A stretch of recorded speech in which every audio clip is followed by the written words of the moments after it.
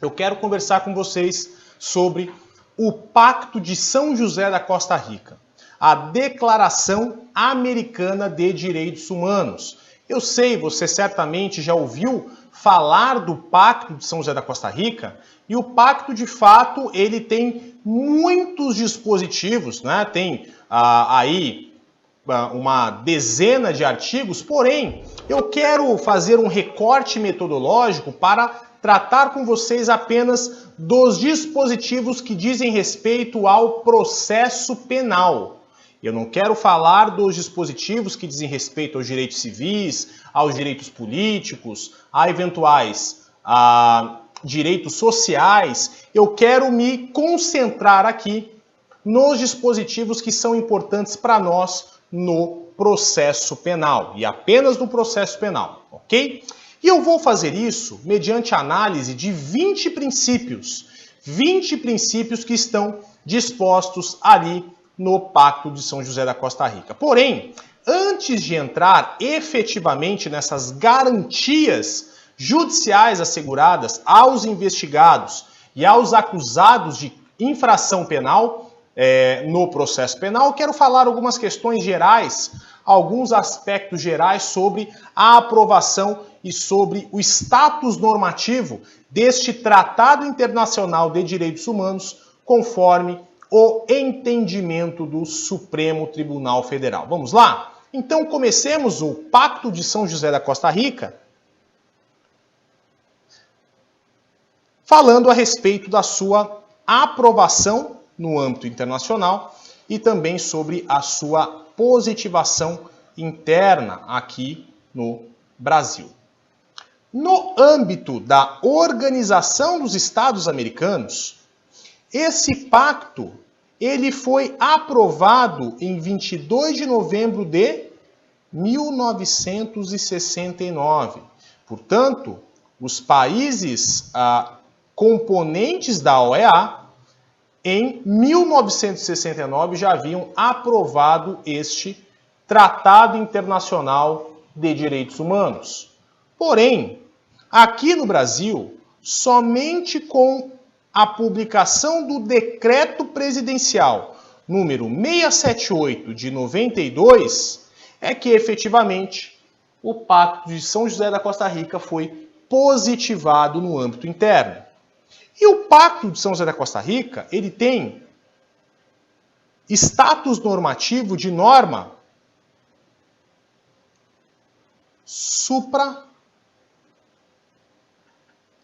supralegal.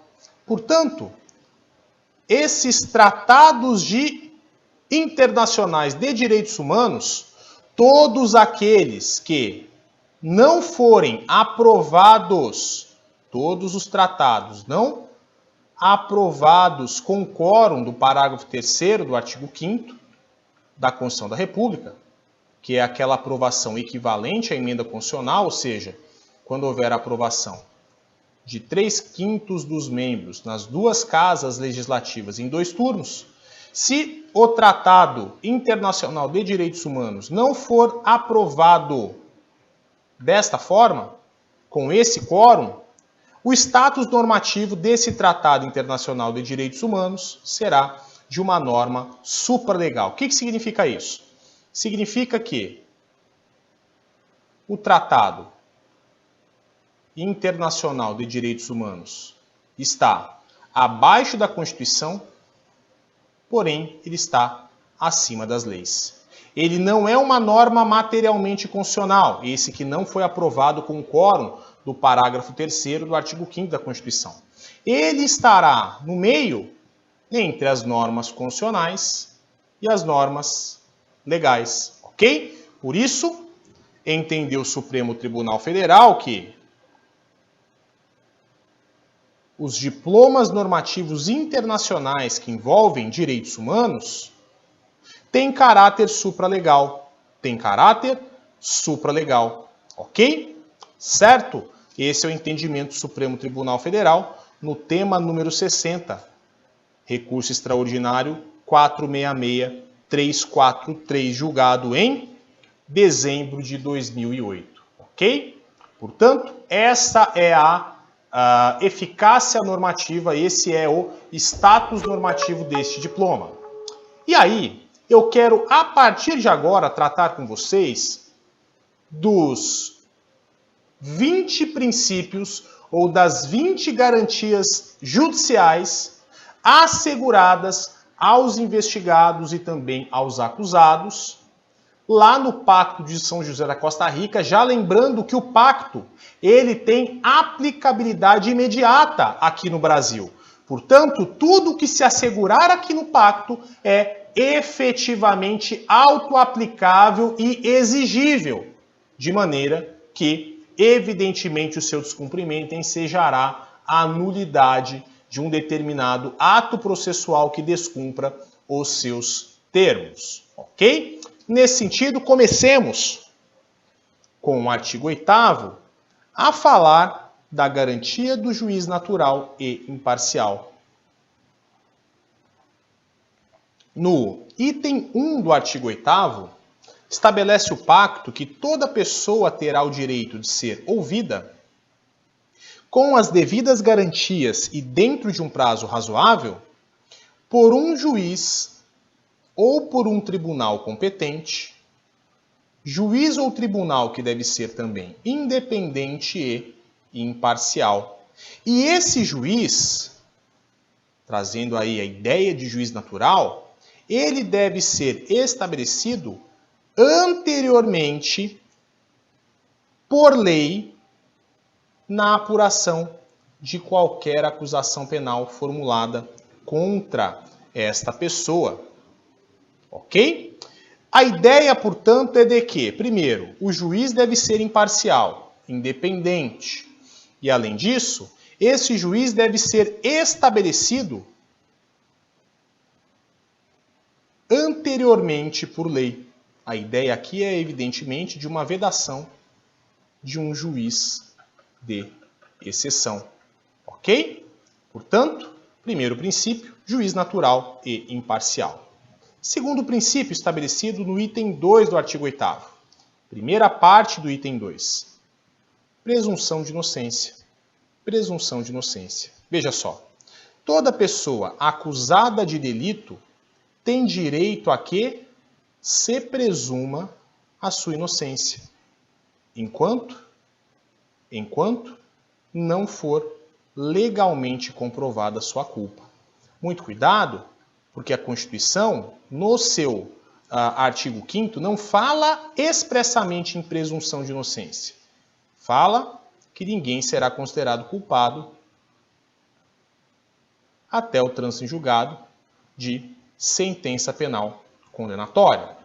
Portanto, alguns doutrinadores falam que, em relação à Constituição, não temos o princípio da presunção de inocência, sim o princípio da não culpabilidade. Porém, no pacto, não há dúvida nenhuma.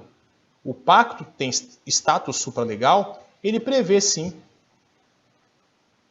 o princípio da presunção de inocência.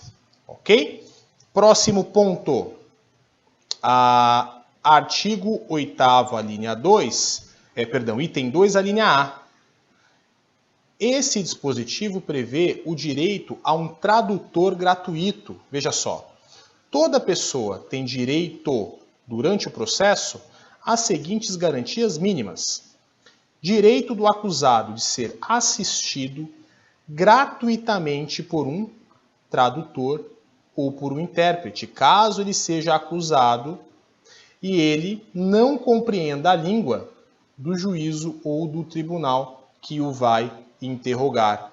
Portanto, exige-se aqui que se oferte um tradutor a fim de que o sujeito que não entende a língua daquele juiz ou daquele tribunal, não é, que está o inquirindo, para que o tradutor possa interpretar, traduzir o que está acontecendo naquela audiência e o que efetivamente está sendo perguntado a ele, ok? Então é um direito a um tradutor ou um intérprete gratuito. Próximo princípio. Artigo 8º, item 2, a linha B. Comunicação prévia da acusação. Durante o processo, todo acusado, toda pessoa tem direito a uma comunicação prévia, portanto, com tempo suficiente para reagir a essa acusação, e também uma comunicação pormenorizada, o que exige o quê? Que toda acusação esteja suficientemente descrita na peça acusatória a fim de se exercer a ampla defesa. Então, toda pessoa terá direito a essa comunicação prévia e pormenorizada da acusação formulada. Ok? Próximo princípio. É o princípio que estabelece a necessidade de termos tempo e meios necessários para quê? Para a preparação de defesa. A linha C prevê que o acusado deve ter o tempo necessário e também deve ter os meios necessários para a preparação de sua defesa. Então, impede-se aqui aquela acusação de inopino, aquela acusação imediata, sem que haja o tempo necessário para a realização da defesa e sem que haja os meios necessários para a realização dessa defesa, ok? A necessidade de respeito do tempo, respeito a que haja prazos suficientes para a oportunização da ampla defesa do acusado nos processos criminais. Próximo, a linha D, direito à livre escolha do defensor e direito também à livre comunicação com o defensor. Durante o processo, o acusado tem o direito de defender-se pessoalmente ou de ser assistido por um defensor, de maneira que esse defensor deve ser alguém da sua escolha, não pode ser obrigado o sujeito a ser defendido por um determinado defensor, tá? E ele deve ter o direito também de comunicar-se livremente com o seu defensor e, em particular, com o seu defensor. Muita atenção, porque aqui, esse direito de defender-se pessoalmente diz respeito a quê? Diz respeito à possibilidade de o sujeito ter a habilitação técnica para isso. Se o sujeito é advogado, ele poderá defender-se. Essa é a ideia aqui dessa primeira parte do dispositivo. E a segunda ideia é a seguinte: o sujeito deve ter direito de ser assistido por um defensor da sua escolha, ou seja, ele deve ter o direito de constituir um defensor que ele quiser. Já nós vamos falar que o sujeito também tem direito a um defensor público, né? Se ele não tiver condições de constituir um defensor. Porém, deve ser oportunizada essa constituição de um defensor. E o acusado também terá o direito de comunicar-se com seu defensor de forma livre e em particular, mesmo se ele estiver preso. Portanto, o fato de haver uma situação de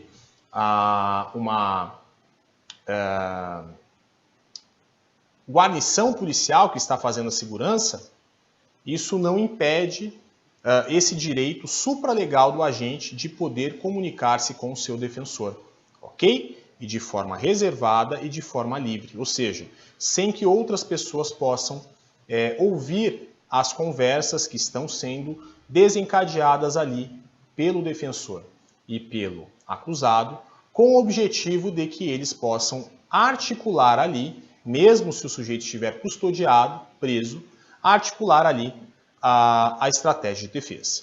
Próximo ponto, a linha E, assegura-se ao acusado o direito irrenunciável de ser assistido por um defensor proporcionado pelo Estado, que será remunerado ou não, segundo a legislação interna, se o acusado não se defender ele próprio, naquele caso em que o acusado tem habilitação técnica para exercer a defesa técnica no processo, e se o acusado não nomear, não constituir um defensor dentro do prazo previsto em lei.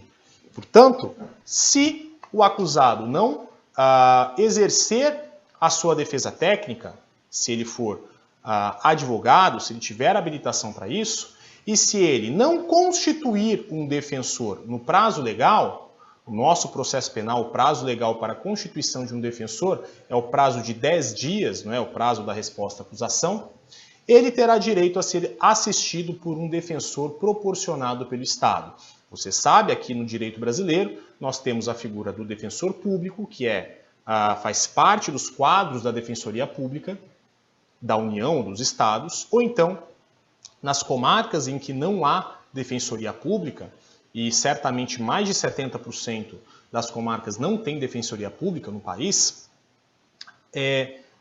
haverá um convênio, né, em que será nomeado um defensor dativo para esse sujeito, também proporcionado pelo Estado. Ok? Próximo direito. Direito assegurado de arrolar e ouvir testemunha de defesa. A linha F prevê que a defesa tem direito de inquirir eventuais testemunhas presentes no tribunal e obter o seu comparecimento, como testemunhas ou peritos, de outras pessoas que possam lançar luz sobre os fatos. Aqui, a ideia é fundamentalmente a seguinte: a defesa poderá e deverá ter o direito de arrolar testemunhas e também de ouvir testemunhas que possam esclarecer algo sobre os fatos, que possam lançar luz sobre os fatos. Próximo direito, já estamos no 9º princípio, é o princípio nemo tenetur sede tegere, nosso conhecido princípio que proíbe a produção da prova autoincriminatória. Veja só, toda pessoa tem o direito de não ser obrigada a depor contra si mesma e nem de confessar-se culpada. A ideia fundamental é a seguinte: a pessoa pode depor contra si mesma? Ela pode. Ela pode eventualmente confessar? Ela pode confessar, mas ela não pode ser obrigada a depor contra si mesma e nem a confessar. Portanto, a confissão deve sempre ser livre, deve ser desembaraçada. A confissão não pode ser viciada mediante coação ou mediante qualquer meio de intimidação desta pessoa. Ok? 10º, já estamos na metade dos princípios. 10º princípio. Princípio do duplo grau de jurisdição. A linha H do item 2, artigo 8º. Toda pessoa tem o direito de recorrer da sentença a um juiz ou ao tribunal superior. Lembrando que na Constituição, o duplo grau é um princípio implícito. E nós percebemos que aqui no pacto, o duplo grau é um princípio expresso, explícito. Ok? Próximo princípio, confissão sem coação. Artigo 8º, item 3. A confissão do acusado só é válida se feita sem coação de nenhuma natureza. Portanto, somente se cogita de uma confissão válida se essa confissão for realizada sem coação, sem nenhuma intimidação do acusado. Próximo item. Princípio número 12, extremamente importante, já falamos sobre ele em várias aulas nossas aqui do curso Carreiras Jurídicas. É o princípio do non bis in idem processual. Segundo esse princípio, artigo 8º, item 4, o acusado absolvido por sentença transitada em julgado não poderá ser submetido a um novo processo pelos mesmos fatos. Portanto, esse artigo assegura que se o sujeito for absolvido definitivamente, haverá coisa julgada material e essa coisa julgada material ela terá natureza absoluta ou será chamada pela doutrina de coisa soberanamente julgada. Por quê? Porque a revisão criminal, que é aquela ação autônoma de impugnação que pretende rescindir uma coisa julgada, ela só é possível para a defesa e ela só cabe pela lei em casos de sentença condenatória definitiva. E conforme jurisprudência e doutrina, também caberá em caso de absolvição imprópria, que é aquela em que o juiz absolve o acusado, porém, por ele ser inimputável, ele impõe uma medida de segurança.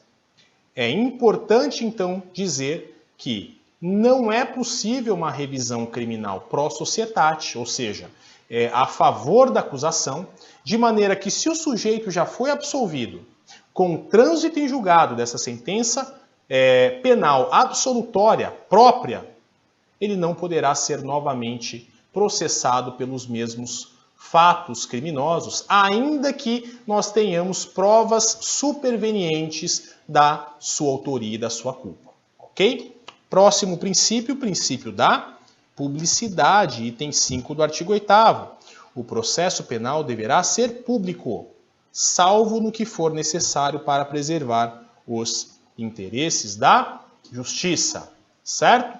O princípio da publicidade também encampado na nossa Constituição. Princípio número 14 do nosso Pacto de São José da Costa Rica.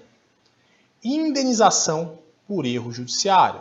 Artigo 10 do pacto prevê que toda pessoa tem direito de ser indenizada, conforme a lei, no caso de ter sido condenada em sentença transitada em julgado por erro judiciário.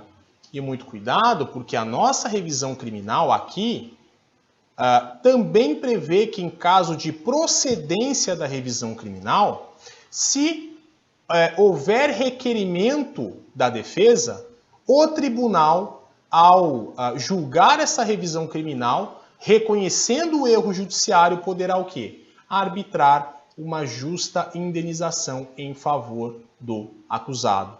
Ok? Então, esse princípio está em plena consonância com o nosso Instituto da Revisão Criminal e o nosso Código de Processo Penal.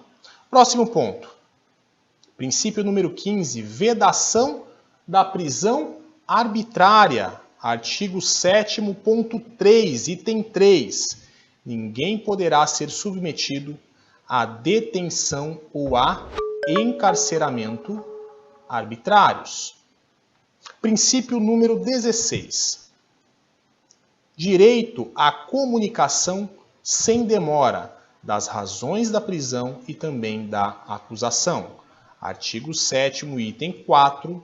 Toda pessoa detida ou retida deve ser informada, 1. Das razões da sua detenção e também deverá ser notificada, sem demora, da acusação formulada contra ela. Ok? Portanto, aqui, sempre que você for preso, é necessário que haja uma nota de culpa dizendo o porquê você está preso. E uma vez que você seja efetivamente denunciado, processado, é necessário que você seja notificado, sem demora, sobre o teor desta acusação. Próximo princípio estabelece a chamada audiência de custódia. O ministro Alexandre de Moraes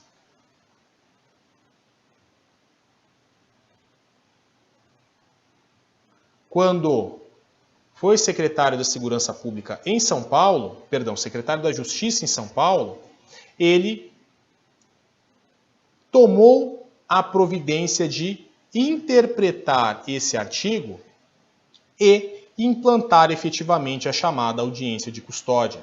Esse artigo prevê o seguinte: toda pessoa presa, detida ou retida deve ser conduzida, sem demora, à presença de um juiz ou à presença de uma outra autoridade autorizada por lei a exercer funções judiciais e tem o direito de ser julgada em prazo razoável ou de ser posta em liberdade sem prejuízo, que prossiga o processo.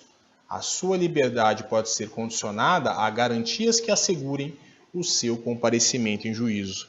Portanto, a ideia aqui é de que o sujeito seja julgado num prazo razoável em caso de prisão, ou então ser colocado em liberdade. É mais ou menos o que estabelece o artigo 310 do Código de Processo Penal, ok? Em relação ao relaxamento da prisão em flagrante, a possibilidade de conversão em preventiva ou então a possibilidade de liberdade provisória. Próximo princípio, princípio número 18, diz respeito ao habeas corpus. Item 6 do artigo 7º. Toda pessoa privada de liberdade tem o direito de recorrer a um juiz ou ao tribunal competente a fim de que este juiz ou tribunal decida, sem demora, sobre a legalidade da sua prisão e que esse juiz ou tribunal, eventualmente, ordene a sua soltura se a prisão ou a detenção forem ilegais.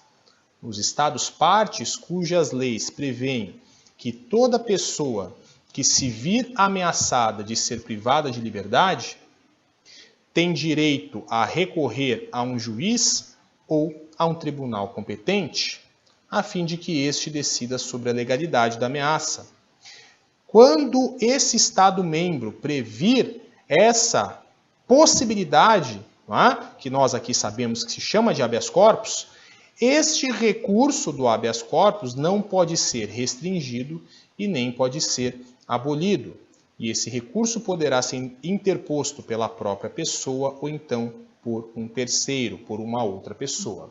Embora o pacto não fale expressamente que se trata do habeas corpus, nós, logicamente, sabemos que é por todas as características desse direito que são delineadas aqui no artigo 7º do Pacto de São José da Costa Rica.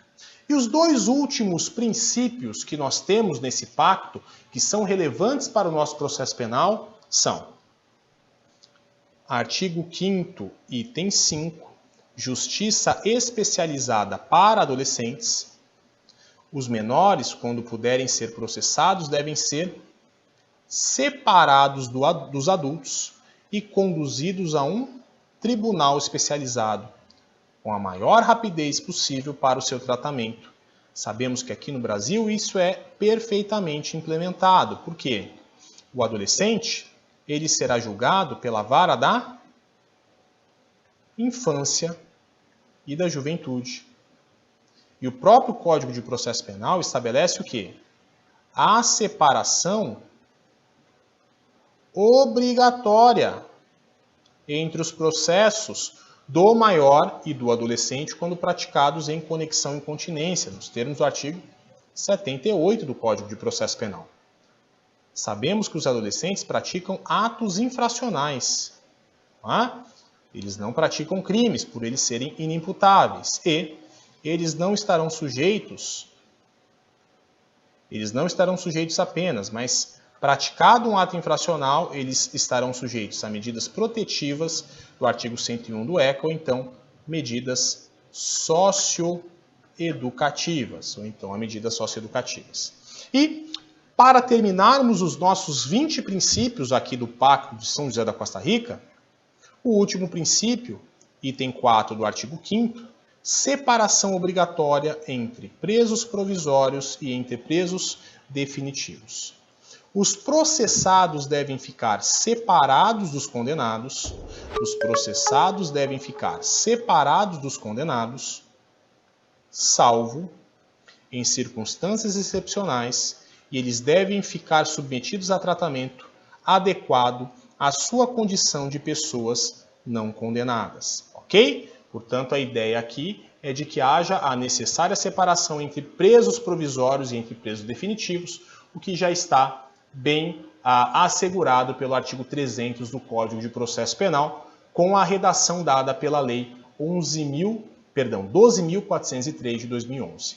Assim concluímos o Pacto de São José da Costa Rica. Muito obrigado por me acompanhar aqui em relação a esse diploma. Tenho certeza que você gabaritará qualquer questão em processo penal a respeito desse pacto, porque acabamos de ver os 20 princípios que se coadunam a ele. Ok? Fique conosco. Vamos juntos.